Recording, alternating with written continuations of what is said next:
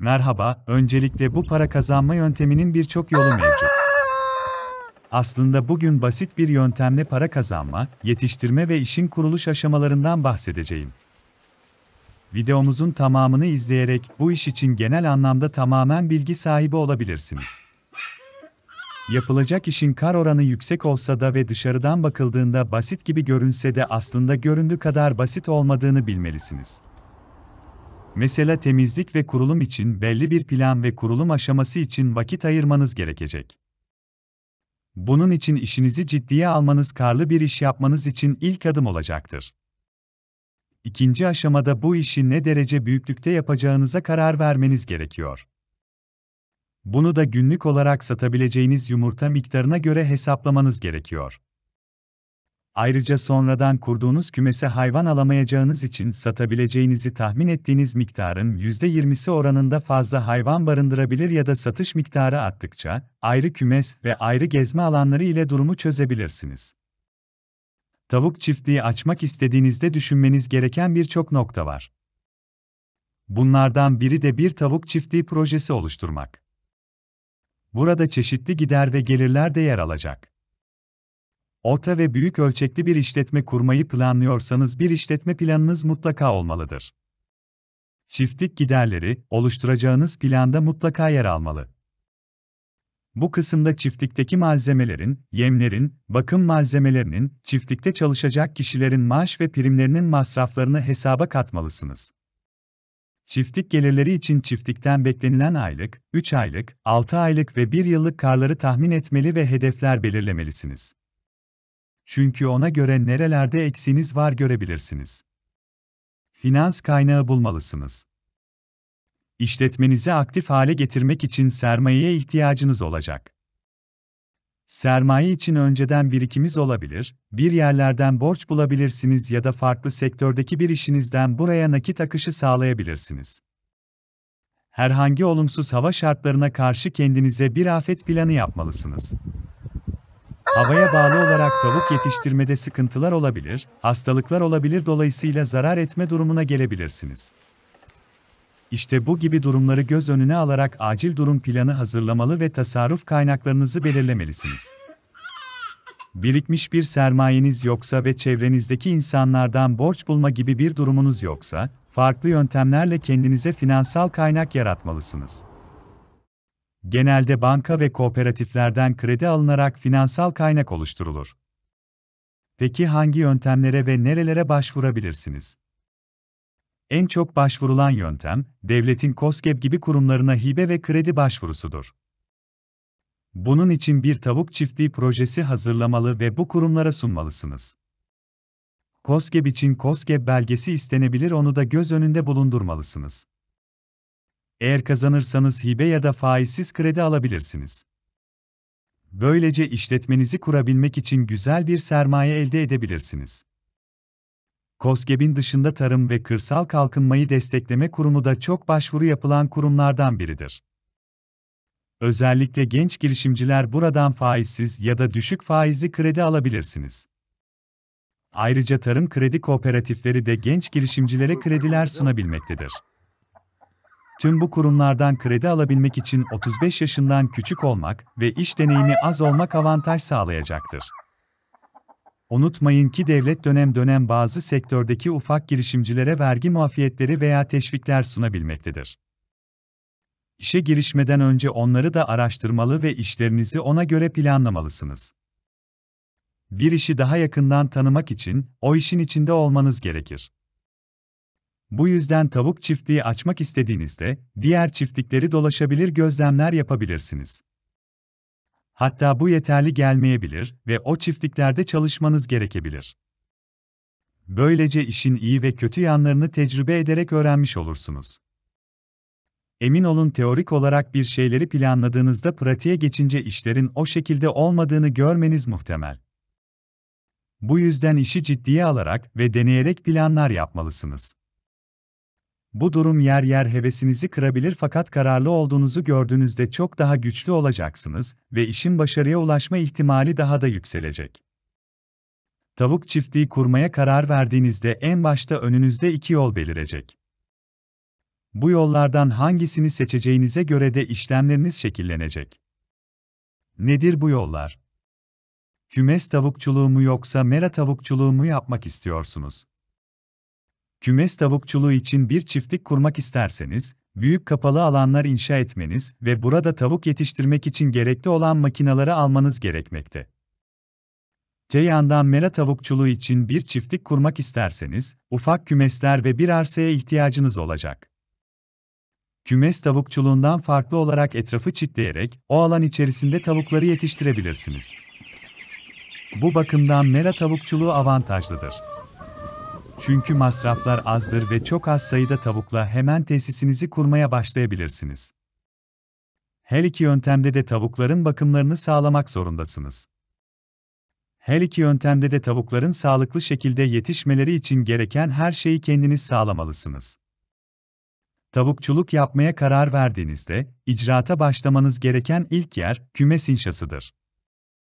Kümes inşa ederken planladığınız tavuk sayısına göre bir büyüklük seçmelisiniz. Yani aynı anda maksimum 10.000 tavuk mu yetiştireceksiniz, ona göre bir alan seçin. Tabii ki genişleme ve küçülme ihtimallerini de göz önüne alarak mimarisini tasarlayın derim. Peki kümeste tavuk başına ne kadar alan düşmeli? Uzmanların görüşlerine göre, 6 tavuk başına 1 metrekare yer olacak şekilde kümesler inşa edilmeli. Yani bir odada 100 tavuk mu olacak, orayı 16 metrekare alanında olacak şekilde inşa etmelisiniz. Yetiştireceğiniz tavuk sayısına göre kümes alanını belirleyin demiştim. Bu şu açıdan da önemli, kümesi eğer gereğinden büyük yaparsanız, ısıtmanız zorlaşacak ve maliyetiniz artacak. Eğer ısınmayı sağlıklı yapamazsanız, tavuklar hastalanabilir, hatta ölebilir. Kümes inşa ederken dikkat etmeniz gereken bazı özellikler daha var. Mesela kümeslerin tahtadan yapıldığını bilmelisiniz. Çatının ve tabanın tahta, pencerelerin ise telden olduğunu bilin. Ayrıca güneşlenmeyi ve havalandırmayı iyi yapacak şekilde bir inşa yapmalısınız. Kümes yapımı için maliyetleri düşürmek için çadır kullanımına da başvurabilirsiniz. Fakat uzun süreli bir iş planlıyorsanız kümesi daha sağlam temeller üzerine inşa etmeniz daha yararınıza olacaktır. Yetiştireceğiniz tavukların rahatça yatabilmeleri ve büyümeleri için tüneklere ihtiyaçları vardır. Bunun için 20-30 santim her tavuk için tüneme alanı yapmalısınız.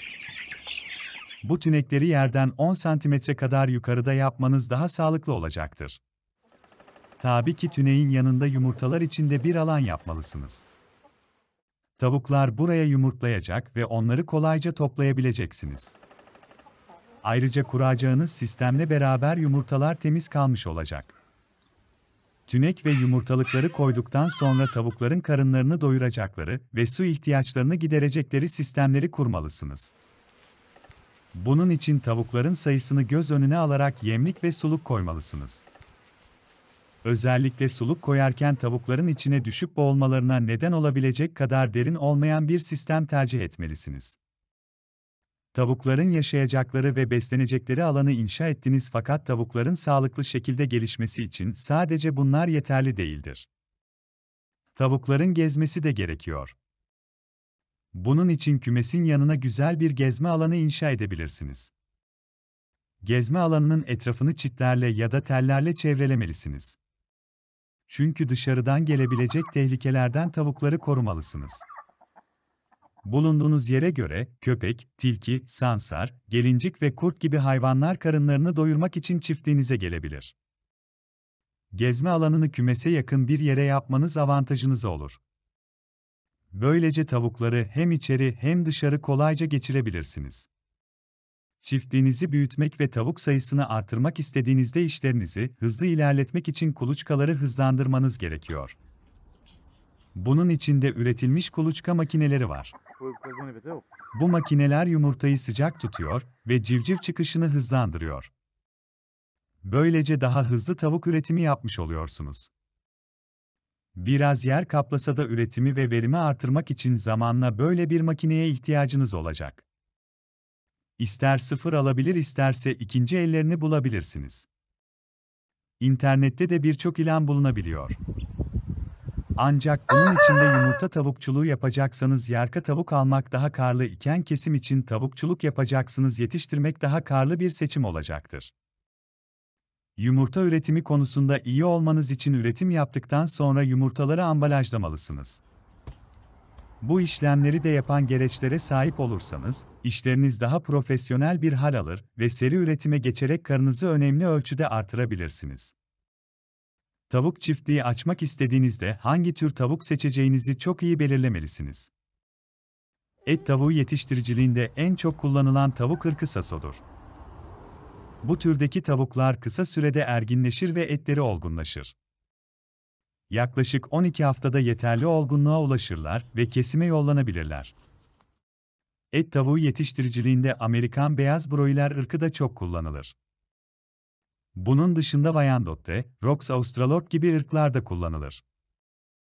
Fakat bu ırklar yumurta üretiminde de kullanılır. Bu türler 7-8 ayda büyürler ve sağlıklı şekilde yetişirler. Aynı zamanda lezzetleri de iyidir. Et tavuğu üretmek yerine yumurtacılık yapacaksınız, bir yumurta çiftliği kurmak mı istiyorsunuz, daha farklı tavuk ırklarını tercih etmelisiniz. Yumurta tavuklarında, et tavuklarına göre fiziksel farklılıklar vardır. Mesela yumurta tavuklarının gövdesi daha küçüktür. Yumurtalarda da renk farkı vardır. Bazı tavuklar beyaz yumurtlarken bazıları ise kahverengi yumurta yumurtlar. Bunlar arasında renkten başka bir fark yoktur. Beyaz yumurtaları genelde Leghorn ırkı tavuklar yapar. Kahverengi yumurtaları ise Rade Island Red ırkındaki tavuklar yapar. Tavuk yetiştirmedeki amacınız sadece et tavuğu yetiştirmek ya da sadece yumurta çiftliği kurmak ve ikisini birden yapmak istiyorsanız, Wyandotte, Orpington, Rock, Australorp, Rade Island Red ve Sussey ırklarından tavukları tercih edebilirsiniz. Yalnız böyle bir üretim tarzında sadece tavuk değil horozların da yer alması gerekiyor. Bunun için 10 tavuk başına bir horozu sürünüze katabilirsiniz. Yumurta çiftliği kurmak için iki amaçlı kullanılan tavuk ırklarının yumurta vermeye başlaması 4 haftayı bulabiliyor. Çünkü kuluçkaya yatıyorlar. Bu süreçte sürünüze çeşitli takviyeler yapmalısınız. Sıfırdan civciv üretmek biraz zorlu bir süreçtir. Onun için tavuk yetiştiricilerinden çeşitli evrelerdeki tavuklardan alabilirsiniz. İster civcivi, ister genç tavuk, ister yumurtlayan tavuk. Bunların içinde en ucuz olanları civcivlerdir. Fakat ucuz olmasının yanında yetişkin haline gelebilmeleri için 5-6 ay geçer, bu yüzden maliyeti düşürmek için biraz fazla bekleyebilirsiniz. Tavuk üreticiliği yapmaya karar verince tavuk ırkı seçmeniz gerekecek demiştim. Seçerken besicilerden tavuk davranışlarının ve sizin tesisinizin şartlara uygun mu diye öğrenmelisiniz. Sizin şartlarınıza göre size tavuk ırkı önermelerini isteyin. Irkların hangi şartlarda yaşadığını, ne zaman erginliğe ulaştığını, ne kadar yükseklikte tünediğini ve diğer ayrıntıları mutlaka öğrenmelisiniz. Çünkü verimliliğinizi analiz ederken bu gibi konuları göz önüne alacaksınız. Tavuklarınızı sağlıklı ve en verimli şekilde yetiştirebilmeniz için bilmeniz gereken bazı önemli hususlar bulunmakta. Videomuzun bu bölümünde sizlere bunlardan bahsedeceğiz. Tavuk çiftliği kurmak istediğinizde tavuklarının bakımını iyi şekilde yapmanız gerekiyor. Bunların başında da tavukları besleyeceğiniz yemin kaliteli olması geliyor. Yem kaliteli olursa, tavuklarınız daha lezzetli ve sağlıklı olurlar. Aynı zamanda verimleri de çok daha iyi olacaktır. Yani yem masrafından kaçarak kar etmeye çalışmak yerine kaliteli yem kullanıp verimi artırarak kar elde edebilirsiniz. Bazı üreticiler, tavukları beslemek için meraya salabiliyor. Fakat böyle durumlarda her tavuk yeterli olarak beslenemediği için verim düşebiliyor. Bu yüzden elinizde sermayeniz varsa 2-3 ay yetecek şekilde bir yem stoğu yapabilirsiniz. Toptan aldığınız için size hem uyguna gelecek, hem de veriminizde düşük olur mu diye düşünmenize gerek kalmayacaktır. Tavuk çiftliği açmak istediğinizde başlangıç olarak civciv alarak üretime başlamayı isteyebilirsiniz. Civcivlerin sağlıklı gelişebilmesi için onlara vereceğiniz besinlerin de onlara uygun olması gerekiyor. Besin tedarikçilerinden civciv başlangıç yemi alarak hızlı ve sağlıklı büyümelerini sağlayabilirsiniz. Alacağınız başlangıç yemleri, daha ufak boyutta olur ve içerisinde fazladan proteinler bulunur. Tavuk yetiştirmeye başladığınızda civcivleri çiftliğinize aldığınızda, onlara ilk 2 gün sadece bir kez başlangıç yemi vermelisiniz. Ardındansa 3. gün yeme civciv çakılı karıştırmalısınız. Çünkü sindirimleri böylece daha kolay hale gelir. Çakıl karıştırma işini büyüyene kadar devam ettirebilirsiniz. Ardından da istiridye kabuğu karıştırabilirsiniz. Ayrıca videonun başında bahsettiğim üzere civcivlerin su içecekleri kapların derin olmamasına dikkat etmelisiniz. Aksi takdirde düşük ölebilirler. Su kaplarının hijyenik olması da çok önemli. Civcivlerin belirli derecede bir sıcaklığa da ihtiyaçları vardır. Eğer bu sıcaklık sağlanamazsa, civcivlerin ölmesi muhtemeldir. Ortalama olarak sıcaklık 32-35 derece civarlarında olmalıdır. Civcivler büyüyünce 6. haftadan sonra ısıyı düşürmeye başlayabilirsiniz. 6. haftadan sonra her hafta 5'er derece düşürülmesi normal olarak kabul edilmektedir. Peki sıcaklık nasıl artırılacak? Kuluçka lambası adı verilen kırmızı lamba ile kümesin sıcaklığı artırılabilmekte. Siz de tesisinize bu tür ekipmanları almalısınız. Civcivler küçük oldukları için onların yemlikten yem yemeleri zor olabilir. Yani zaman içerisinde alışacaklar ve o şekilde devam edecekler. Onun için başlangıçta yere gazete gibi kağıtlar serilip, onların üstüne yem dökülerek civcivler beslenebilir.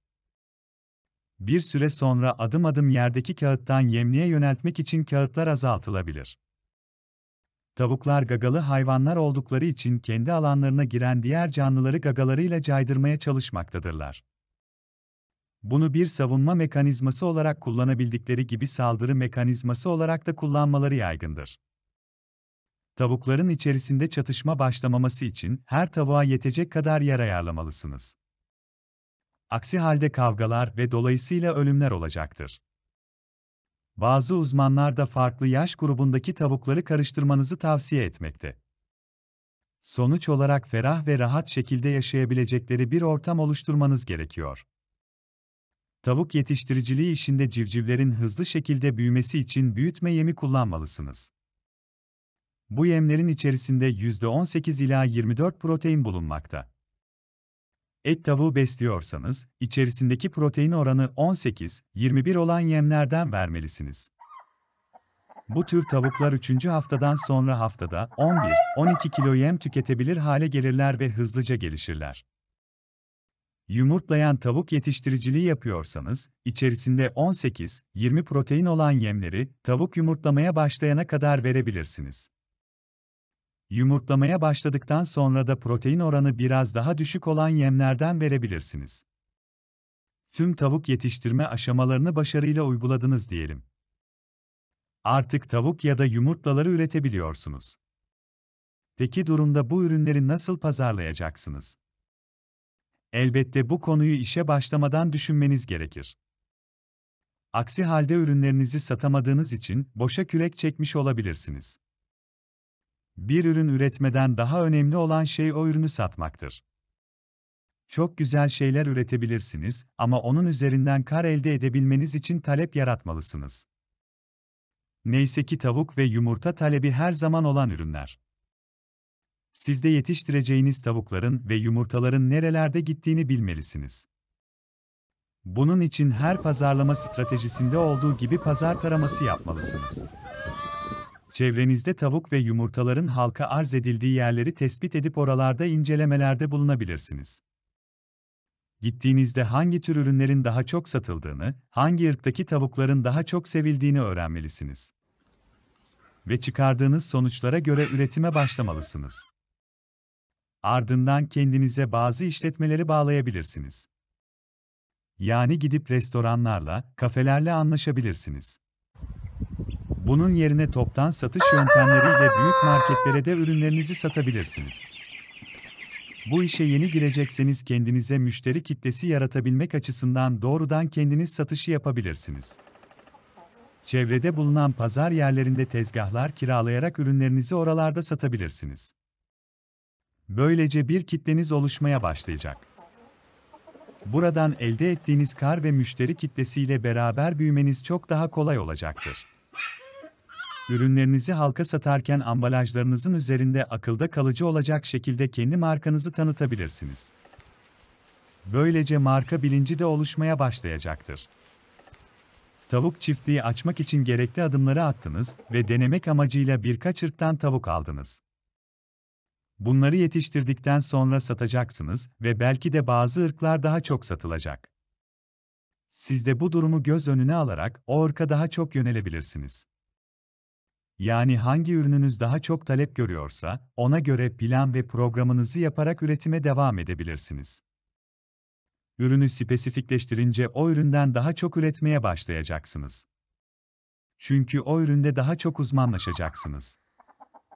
Tavuk çiftliği kurmanın maliyeti tamamen sizin bu iş için ayırdığınız bütçeye bağlıdır.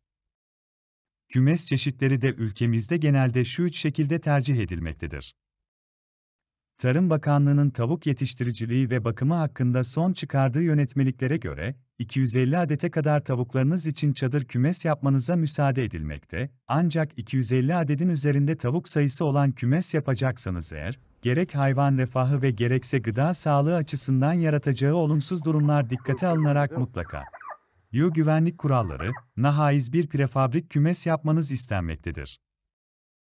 İlçe Tarım Müdürlüğü ekipleri halen mevcut olan, yani önceden yapılmış içinde, 250 adedin üzerinde tavuk bakımı yapılan çadır kümesleri saha kontrollerinde ziyaret ettiklerinde ve tespit ettiklerinde mutlaka prefabrik kümese dönüştürmeleri için uyarmakta. Bunun için kümes sahibine bir süre vermekte ve bu sürenin sonunda dönüşümün gerçekleşip gerçekleşmediğini kontrol ederek sonuca göre yasal işlem yapmaktadırlar. Bu konuda kesilen cezalar da oldukça yüksek meblağlarda olmaktadır. Böyle bir riski almamanızı tavsiye ederiz. Bu cezalarla karşı karşıya kalmamak için ilk baştan, tavuk çiftliğinizde besleyeceğiniz tavuk sayısına karar vermeli, buna göre kümes seçimi yapmalı ve seçtiğiniz kümesi yaptırabilecek bütçeye de sahip olmalısınız. Eğer devlet desteği kullanacaksanız hatırlatmak isteriz ki, tavuk çiftliği için tüm harcamaları önce siz kendi bütçenizden yapıyorsunuz, sonrasında işi uygulayan kümesi kurdurduğunuz ve tavuklarınızı aldığınız firmadan alacağınız faturaları destek alacağınız ilgili devlet kurumuna götürüp veriyorsunuz, ödemeyi devlet size yapıyor kümesi yapan firmaya değil. Bu nedenle tüm bu masrafları baştan karşılayabilecek bütçeniz yoksa işi yaptırmanız çok zordur. Küçük ölçekli tavuk çiftliği dendiğinde minimum 250 tavukluk bir kümes sahibi olmayı anlayabilirsiniz. Bu ölçekteki bir tavuk çiftliği açmak büyük bir bütçe gerektirmez ve karı da oldukça iyidir. Yumurtacılık zaten başlı başına karlı bir iştir. Şimdi bu çiftlikte neler olmalı, tavuk çiftliği maliyeti ne kadar tutar? Bunlara bakalım. Çiftliğinizde hangi yumurtacı ırkı beslemeye karar verdiyseniz ihtiyacınız olan 16-17 haftalık yüksek verimli yumurtacı yarkanın dışında sizin 250 tavuğun geceleri ve yağışlı havalarda içinde barınacağı 40 M21 tavuk kümesine ihtiyacınız var. Bu kümes betonarme bir kümes olabileceği gibi, ahırdan bozma ya da çadır kümes de olabilir. Önemli olan hayvanlarınız içeride güvende olmalı ve izolasyonunun iyi yapılmış olmasıdır. Burada ölçü içindeki sıcaklığın 20-28 derece arasında gece ve gündüz muhafaza edilmesidir. Çünkü yumurta tavuğu bu ideal sıcaklıklarda en yüksek verimde yumurtlar. Bu nedenle eğer kümesiniz yoksa en kolay ve en ekonomik yoldan bu işi çözmek için tecrübeli bir firmaya çadır kümes yaptırmalısınız. İzolasyonlu 40 M2 çadır kümes 2022 ay fiyatlarıyla yaklaşık olarak 4500-5000 Türk Lirası civarındadır. İçine ihtiyaç duyulan ekipmanda, yemlik, suluk, fan vs. yaklaşık 1200 Türk Lirası civarında tutar. Yarkalarınızda yumurtlama dönemine gelmiş haliyle yaklaşık, bir kan, aşıları eksiksiz ve son dörtlü karma aşısı yapılı, hilesiz, nakliye dahil, 6250-6500 TL civarındadır. Toplamda 12.000 TL çiftlik sahibi olursunuz. Elinizde size kısa zamanda para kazandırmaya başlayan bir işiniz, dükkanınız olur. Bugün tüm sermayesi 12.000 Türk Lirası olan ve kısa zamanda kendini amorti edecek kaç tane iş kolu sayabilirsiniz? Ürettiğiniz yumurtanın tanesi 1,25 Türk Lirası den satılıyor. İyi bakıldığında her gün yaklaşık 220-225 yumurta alırsınız kümesten. Aya vurduğunuzda 3 asgari ücretlinin maaşı geçer elinize. Bunun yarısı yem ve diğer masraflarınız içindir. Kalan yarısı net karınızdır. Allah bereket versin. Bu nedenle yumurta üretimi, Gezen Tavuk Yumurta Üretim Çiftliği en çok rağbet gören iş kolları arasında tercih edilmektedir. Tavukçuluk alanında birçok bilgi verdiğimiz videolarımızın devamı için abone olup bildirimleri açmayı unutmayın. Sağlıklı, bol kazançlı günler dilerim. Yeni videolarda buluşmak üzere, hoşça kalın.